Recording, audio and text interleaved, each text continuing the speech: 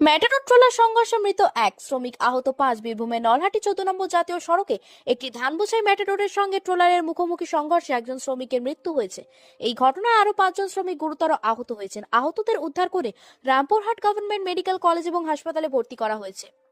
আজ দুপুরে বীরভূমের নলহাটি থানার গোপালপুর গ্রামের কাছে রানীগঞ্জ মোড়গ্রাম 14 নম্বর জাতীয় সড়কে দুর্ঘটনাটি ঘটে। মৃত শ্রমিকের নাম মাহফুজ শেখ।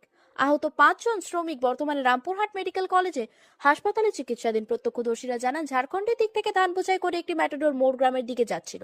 সেই সময় বিপরীত দিক থেকে আসা একটি ট্রলারের সঙ্গে গোপালপুর গ্রামের কাছে ম্যাটাডোরটির মুখোমুখি সংঘর্ষ হয়।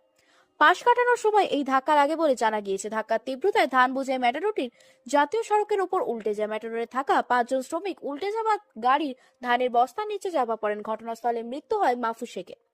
দুর্ঘটনার খবর পেয়ে স্থানীয় বাসিন্দারা দ্রুত উদ্ধার কার্য শুরু করেন। পরে খবর পেয়ে নলহাটি থানার পুলিশ ঘটনাস্থলে পৌঁছায়। পুলিশ নিহত এবং আহত শ্রমিকদের উদ্ধার করে রামপুরহাট গভর্নমেন্ট মেডিকেল কলেজ এবং হাসপাতালে পাঠায়। এই দুর্ঘটনার জেরে 14 নম্বর জাতীয় সড়কে বেশ কিছুক্ষণ যান চলাচল ব্যাহত হয়।